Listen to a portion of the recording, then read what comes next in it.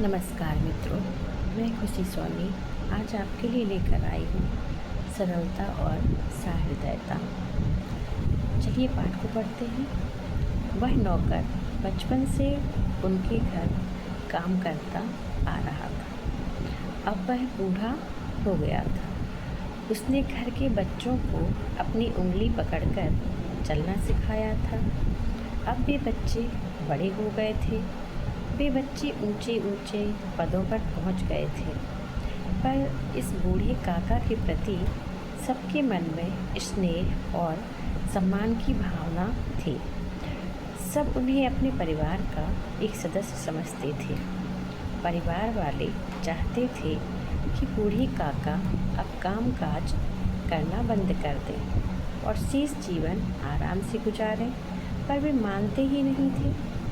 वे घर की सफाई, झाड़ू, पोंछा तथा कमरों की देखभाल खुद किया करते थे। एक दिन बूढ़े काका अपने बाबू के पढ़ने के कमरे की सफाई कर रहे थे। अपने बाबू के एक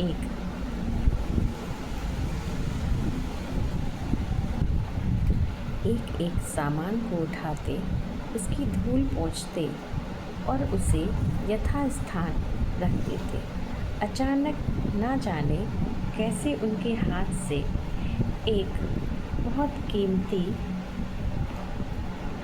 कलमदान टूट गया। कोई साधारण कलमदान नहीं था, वह कारीगरी का उत्कृष्ट नमूना था। बहुत कीमती तथा दुर्लभ था। बूढ़े काका जी टूटे हुए कलमदान को एकटक देखते रहे। उन्हें कुछ सूझा ही नहीं कि अब क्या करें। उन्होंने चुपचाप वह टूटा हुआ कलमदान उठाकर मेज पर रख दिया, पर वे बहुत घबरा गए। बाबू आएंगे तो वे उनसे क्या कहेंगे? वे डांटेंगे तो मैं क्या उत्तर दूंगा? ऐसा कीमती कलमदान तो अब मिलेगा भी नहीं। कितना दुख होगा बाबू को। यही सोच सोचकर उनका दिल बैठा जा रहा था। सायंकाल बाबू आए और भोजन के उपरांत अपने कमरे में पहुंचे ही थे कि उनकी नज़र टूटे हुए कलमदान पर पड़ी। वे इतने कीमती कलमदान को टूटा हुआ देखकर बहुत दुखी हुए। उन्होंने उसे उठाया तो देखा उसके 2 टुकड़े हो चुके थे। उन्होंने बूढ़े काका को आवाज़ दी, काका काका। बूढ़े काका ने डरते हुए प्रवेश किया। यह कलमदान किसने तोड़ा? मुझसे टूट गया मालिक। कैसे? मैं सफाई कर रहा था कि अचानक हाथ से छूट गया। जानते हो यह कितना कीमती था? ऐसा दूसरा कलमदान कहाँ मिलेगा? बूढ़े काका सिर नीचा किए सुनते रहे। अब खड़े खड़े मेरा मुँह क्या देख रहे हो? जाओ यहाँ से। और हाँ, कल से मेरे पढ़ने के कमरे की सफाई मत करना। बूढ़ा डांट खाकर सिर नीचा किए चुपचाप चला गया।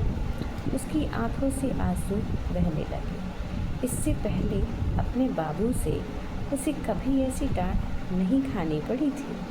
रात हो गई। बाबू अपने बिस्तर पर लेटे लेटे सोने की कोशिश कर रहे थे, पर ना जाने क्यों आज नींद आने का नाम नहीं लेती थी।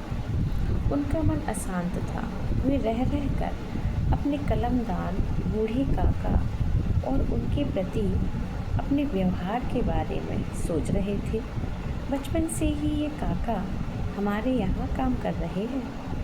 इन्होंने तो मुझे उंगली पकड़कर चलना सिखाया। क्या उनके प्रति मेरा ऐसा कठोर व्यवहार उचित था? क्या एक कलमदान एक व्यक्ति के सम्मान से अधिक कीमती है? अगर गलती से उनसे वह कीमती कलमदान टूट भी गया तो क्या हुआ? यदि वह मुझसे गिरकर टूट जाता तो? कितनी सेवा की है उन्होंने हमारे परिवार की। कभी शिकायत का कोई मौका नहीं दिया, पर आज मैंने उन पर इतना क्रोध करके क्या उनकी सारी सेवा पर पानी नहीं फेर दिया? इस तरह के अनेक सवाल बाबू के मन में उठते और उनका मन अधीर हो उठता। रात काफ़ी हो चुकी थी। बाबू ने बूढ़े काका को आवाज़ दी। बूढ़े काका भी सो नहीं रहे थे।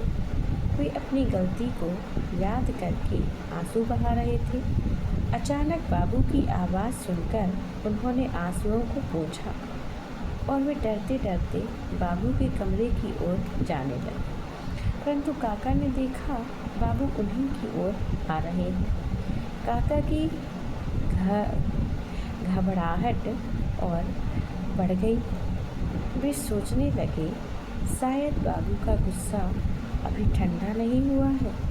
काका सिर नीचे करके खड़े हो गए। काका, मुझे माफ़ कर दो, मैं अपने व्यवहार पर शर्मिंदा हूँ। अचानक बाबू के मुँह से निकला। बूढ़े काका उनके मुँह की ओर देखते रह गए। इतना बड़ा आदमी एक छोटे से नौकर से माफ़ी मांग रहा है। वह बाबू के पैरों में गिरकर माफ़ी मांगने को झुके ही थे कि बाबू ने उन्हें बीच में ही रोक दिया। काका, क्या आप मुझे क्षमा नहीं करेंगे? बाबू बोले, जब तक आप मेरे सर पर हाथ रखकर नहीं कहेंगे कि आपने मुझे क्षमा कर दिया है, मुझे चैन नहीं मिलेगा। बूढ़े काका की आंखों से आंसुओं की झड़ी लग गई। उन्हें बाबू के सिर पर हाथ रखकर कहना पड़ा, अच्छा चलो, मैंने अपने बाबू को क्षमा कर दिया। बच्चों, क्या तुम जानते हो ये बाबू कौन थे?